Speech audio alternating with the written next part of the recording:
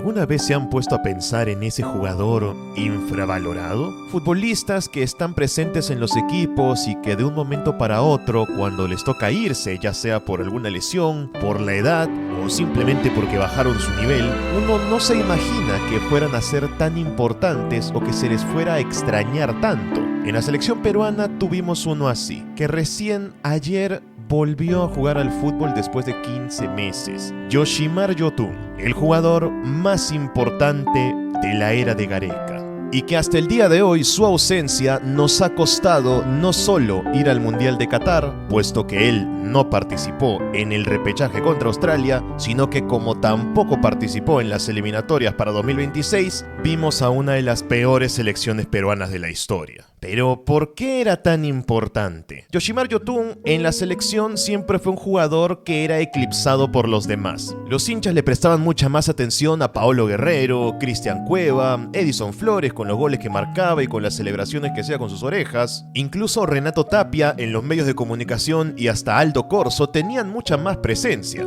Y casi nadie volteaba a mirar a Yotun. Por eso, en el momento en el que Yotun dejó de ir con la selección porque se lesionó de gravedad, no fue una noticia que pegara tanto. Incluso cuando Perú empezó a jugar mucho peor, casi nadie te analizaba que eso podía tener que ver con que Yotun ya no estaba en el equipo. Es como si nunca hubiera estado ahí, como si hubiera sido un fantasma. Intentaron reemplazarlo con varios jugadores, pero eso nunca se consiguió. Sin embargo, ¿de dónde viene esa importancia? La posición de Yotun en la selección es la posición tal vez menos reconocida en un equipo de fútbol después de la de lateral. E incluso deben haber laterales mucho más reconocidos. La del volante de primera línea, el mixto, el pase del equipo, el enganche entre los delanteros, el 10 y la defensa. El nexo para que un equipo pueda jugar con fluidez. Esa era la posición de Yotun.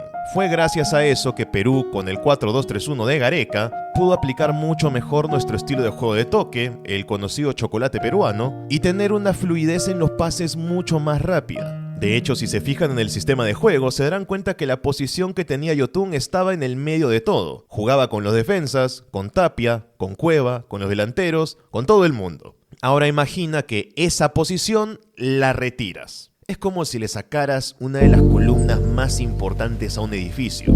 Yotun podía no ser el jugador más vistoso de la selección o el que más vendía, pero era de lejos uno de los más importantes porque tenía que jugar y hacer jugar a todos los demás. Si él fallaba, el sistema de pases en la selección se venía abajo, porque Tapia no era un repartidor de balones, y si no, los balones tampoco le iban a llegar a Cueva. En el momento en el que Perú pierde ese nexo es cuando nos empezamos a convertir en una selección mucho más predecible, que juega más al pelotazo y sobre todo al ratoneo, a un fútbol mucho más aburrido.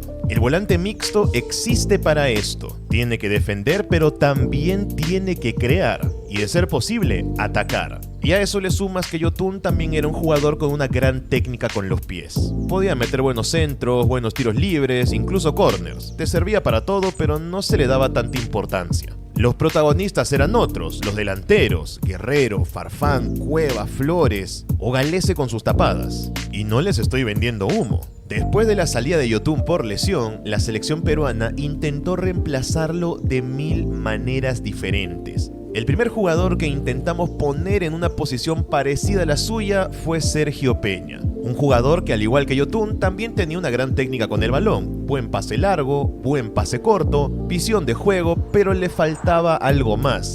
Le faltaba intensidad, movimiento. Peña era un volante mucho más estático, en cambio Yotun, como en el pasado había sido lateral, también te aportaba mucha presencia en el mediocampo. Podía defender, quitar algún que otro balón y luego sumarse para el ataque. Sergio Peña te cumplía la parte de la creación de juego, pero en todo lo demás se quedaba en debe. Es por eso que no funcionó. El siguiente en la lista, pero antes, y perdonen por la interrupción, queremos invitarlos a que se suscriban al canal si todavía no lo han hecho y a invitarlos a unirse a nuestra comunidad en Kik, donde estaremos prendiendo de lunes a viernes después del programa para poder hacer mucho más tipo de contenido, conversar de más temas, poder ver partidos, a ver si salen las culebritas y también para que puedan dejar sus fijas en vivo con Alex365. El link del canal está abajo, disponible para todos. Y ahora sí, pueden seguir con el video. Que fue visto como una especie de nuevo Cueva, aunque en verdad él y Cueva no tenían nada que ver por su estilo de juego, era Piero Quispe. Un futbolista joven en su momento, al cual se intentó convertir en el nuevo conductor de juego de la selección. Y como ya nos dimos cuenta, esto tampoco salió bien. Lo intentaron hacer jugar incluso con Peña, con Cueva, y nunca llegó a hacerse titular en el equipo.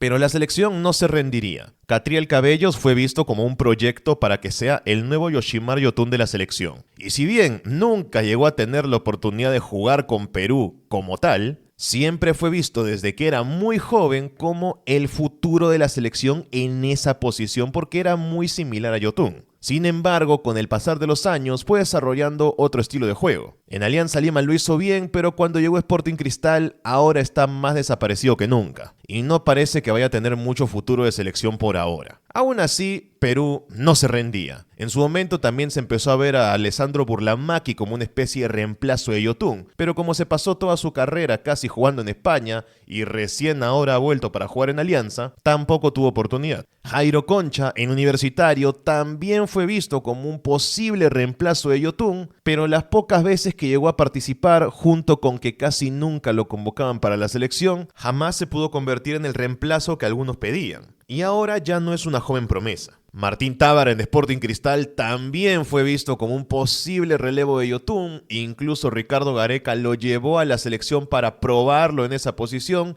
pero se terminó estancando como jugador y hasta el día de hoy sigue en la liga peruana muy lejos de ir a la selección. Como se dan cuenta, la lista es larguísima y ninguno de los jugadores que te he mencionado pudo hacer siquiera la mitad de lo que Yotun hacía. Y vaya que Perú lo intentó. Buscamos en todos lados, debajo de las piedras, en todos los equipos, en Perú, en el extranjero, pero no se encontró una solución. La única solución que más o menos encontramos fue cambiar nuestro sistema de juego. Pasar a un 4-3-3 o durante la era de Fossati a un 3-5-2. Eliminamos la figura de Yotun de la selección porque no teníamos a otro que juegue como él y pasamos a jugar con un doble mediocampista defensivo, Tapia y Aquino o Tapia y Cartagena. Y todos ya sabemos cómo terminó eso. Desastre total, una selección que jugaba solamente a los balonazos, sin generar nada de fútbol, partidos aburridísimos con poquísimas ocasiones de gol y mágicamente desde que Yotun se fue, Perú también perdió la inventiva en ataque y las ocasiones de gol desaparecieron.